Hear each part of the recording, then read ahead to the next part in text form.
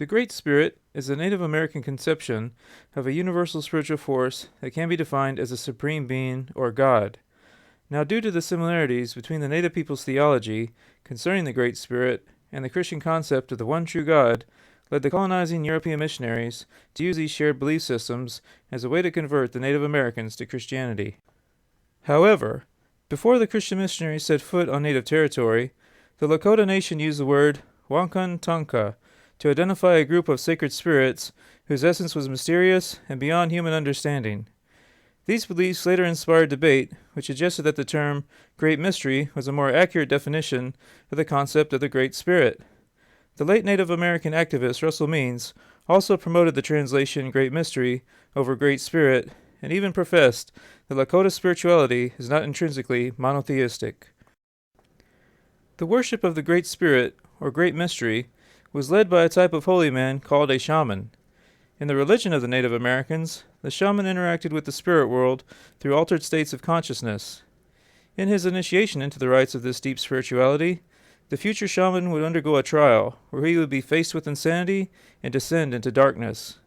The origins of shamanism are found among the native peoples of Siberia in northern Asia. The Mongols also practice an ancient religion similar to that of the Native Americans.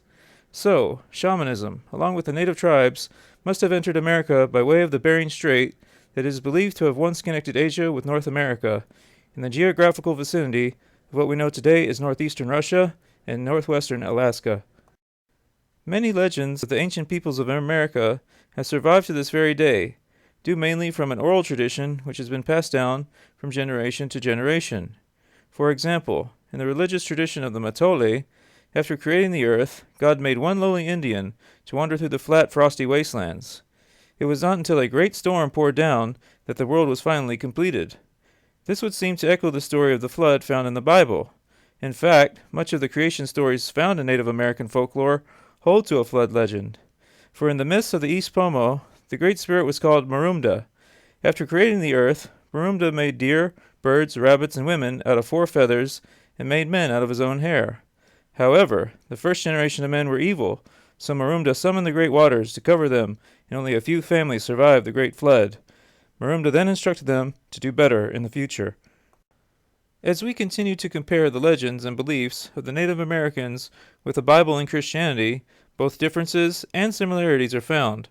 For example, the Thompson Indians not only believed in a supreme being who they referred to as the Old Man, similar to the Christian God the Father, but they also believed in the resurrection of the dead.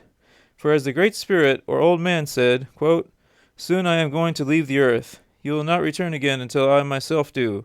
You shall then accompany me, and we will change things in the world, and bring back the dead to the land of the living." Unquote. So here we see a remote culture with ancient beliefs that mirror, at least partially, those found among the tenets of Christianity and the revelation of the Supreme Being or God as found in the pages of the Holy Bible.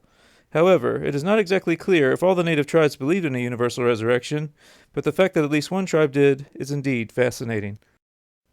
From the spirituality we see embedded within the culture of the various native tribes of North America, it would seem that the Native Americans were already enlightened way before the Christian missionaries tried so desperately to save the savage souls of the indigenous people that their contemporary European colonizers tried so desperately to exterminate. The Native Americans did indeed suffer a martyrdom, which ironically is a Christian term used to designate someone who has chosen death rather than to renounce their faith. The European missionaries did manage to convert many natives to Christianity, but it would seem that faith in Jesus wasn't enough. The Native Americans needed to think, behave, and dress like white people in order to be considered true Christians in the eyes of their Anglo-colonizers. Hopefully today, with a noble and persistent effort, humanity as a whole can learn to ignore race and begin to focus on the Spirit. This is the Leap of Faith.